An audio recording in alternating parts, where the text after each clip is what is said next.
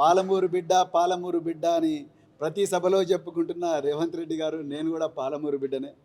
మీరు ఒకవైపు మరి శృతి మెత్తగా నన్ను పొగడుతూనే మరోవైపు నన్ను చాలా శృతి మెత్తగానే వార్నింగ్ ఇస్తున్నారు మీరు.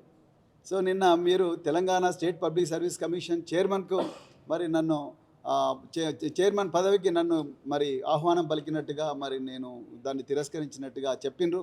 మరి నేను మళ్ళీ చెప్తున్నా, నేను తిరస్కరించిన మాట వాస్తవమే. నేను ప్రజాక్షేత్రంలో ఉండాలనుకున్నా.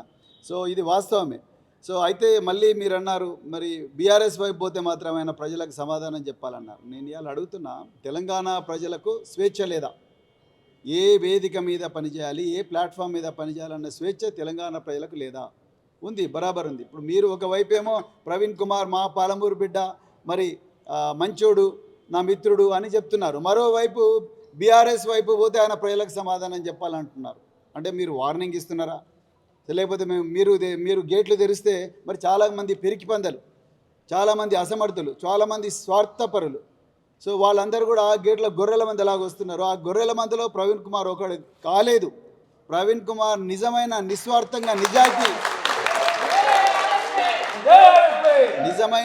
నిజమైన నికార్సైన నిజాయితీ కోసం పనిచేసే నాయకుడు కాబట్టి ఆ గొర్రెల మందిలో ఒకడు కాలేదని బాధపడుతూ మరి అక్కసుతో ఈ మాట అంటున్నారా రేవంత్ రెడ్డి గారు? మరి మీరే చెప్పాలి. సో నేను ఎప్పుడు కూడా ఆ గొర్రెల మంది ఉండదలుచుకోలేదు. చాలామంది అన్నారు ఎంత ప్యాకేజ్ తీసుకున్నావు కేసీఆర్ దగ్గర అని అంటా ఉన్నారు సోషల్ మీడియాలో. ఎంత ప్యాకేజ్ తీసుకొని పోతున్నాను మిత్రులారా. నేను మళ్ళీ చెప్తున్నా, ప్యాకేజీ తీసుకుంటానైతే నేను అధికార పార్టీ దగ్గర రేవంత్ రెడ్డి దగ్గర ఆయన గిరిచిన గేట్ల దగ్గర కూర్చొని మరి ఆ సీట్లలో కూర్చునేటోని ప్యాకేజీల కోసం వచ్చినోని కాదు. ఒక అభివృద్ధి, తెలంగాణను పునర్నిర్మాణం చేయడానికి ఒక యజ్ఞంలో భాగస్వామి కావడానికి వచ్చిన, అంతే తప్ప ప్యాకేజీల దృష్టితో ఇక్కడికి వచ్చినామని కాదు. అట్లని నాకు ఆస్తులన్నీ వచ్చినాయి, ఆ దొంగ ఆస్తులన్నీ మరి రక్షించుకుందామని చెప్పి భయంతో నేను పోయిన పిరికి పందను కాదు, స్వార్థపరుణ్ణి కాదు. నేను అన్నీ వదులుకొని, ఉద్యోగాన్ని వదులుకొని నేను రాజకీయ రంగంలోకి వచ్చిన. నేను పోలీసు ఉద్యోగులు నాకు పక్కకు పెట్టి కేసీఆర్ గారు ఇచ్చిన ఆపర్చునిటీతో నేను 10 సంవత్సరాలు గురుకుల పాఠశాలలో సెక్రటరీగా పనిచేసి 10 లక్షల మంది విద్యార్థులను ప్రయోజకులుగా చేసిన. నాకు పైసలు అవసరం లేదు, అలా ప్రజాసేవనే ముఖ్యం అని చెప్పి ఇక్కడికి వచ్చిన. అందుకొరకు రేవంత్ రెడ్డి గారు దయచేసి మీరు మరి మీ దారిన రాని వాళ్ళను బెదిరించడం దయచేసి మానుకోండి. నేను కూడా పాలమూరు బిడ్డనే.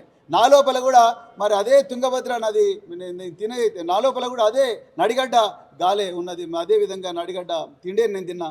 అందుకొరకు మరి పాలమూరు బిడ్డను, మీరు పాలమూరు బిడ్డ అయితే మరి నేను కూడా పాలమూరు బిడ్డనే.